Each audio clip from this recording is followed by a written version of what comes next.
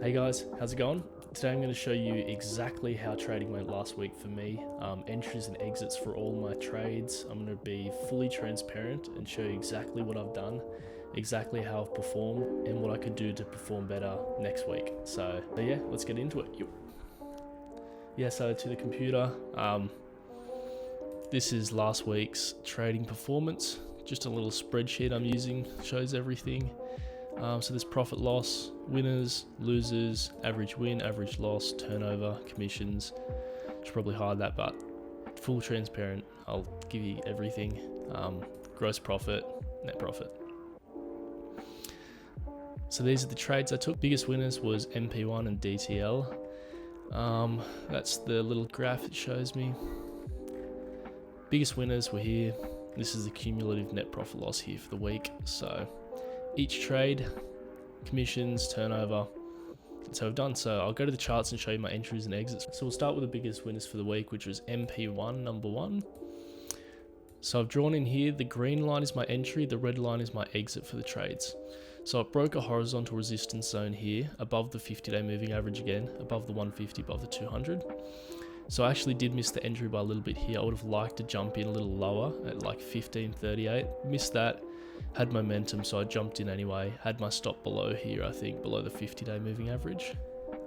Came up to this horizontal resistance zone.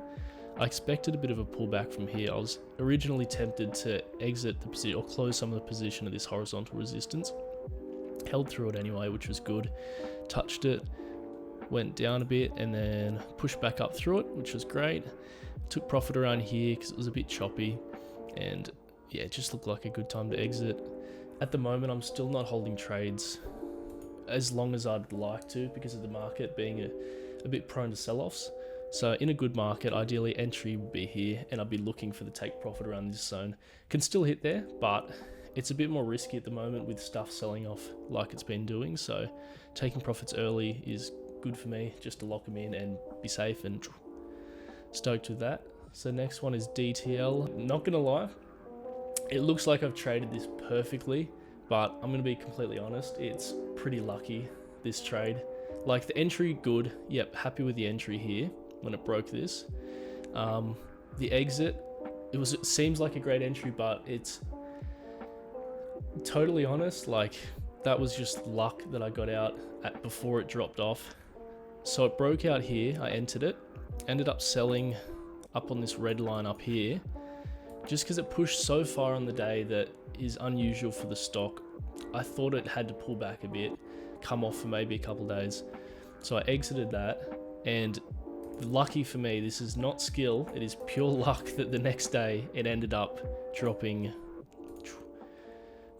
almost 4% on open to almost 9% on the lows. If I'd held it, it would have been stopped out for a little loss or break even. Very lucky on the exit there. It's not going to pretend like I am a fucking genius or something.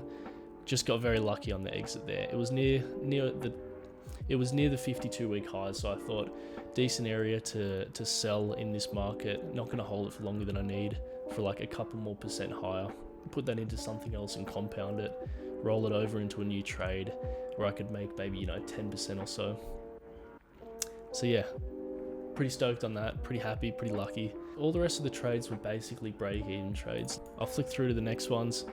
Full transparency, I was in Paladine, I was in CU6, and I ended up closing those trades because I wanted to enter other trades, which I didn't end up entering. So very stupid on my behalf, didn't need to do it, but I'll give you full transparency on what I've done. So Paladine, I opened it here, closed it here. I thought there was better opportunities, didn't end up happening. What was the other one? C6, same thing, like entered here, exited here, basically the same spot. Wasn't better opportunities, I thought there would be. 360, again, the same sort of thing, basically a flat trade. To be fair, 360 looks pretty good here. I would still take this trade, so we'll see how it goes when the market opens the next day. It still looks decent to me here, so that's cool.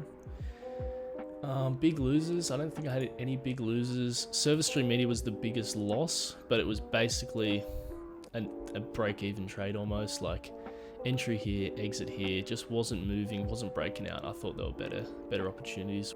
I'll show you the one trade I did enter last week, which I don't mind the look of. It's ILU here, so horizontal breakout zone, ripped out of it, and it's come back to retest it above the 50-day, 50-day above the 150, 150 above the 200. It looks like a decent setup. It's not an A+ for me because I don't like how far back it's pulled, but we'll give it a go. The risk reward is so high from this position, like what, 6% risk for 40% return to new highs. Like, it's a good risk reward trade. I'll take it. The sector's pretty hot right now, so it's got some tailwinds behind it. And so yeah, that's the performance from last week. I'll pull up this again just so you can see clearly. That's the stats. Hopefully this week we can perform good and see what's going on there. I'll give you some updates, what's going on.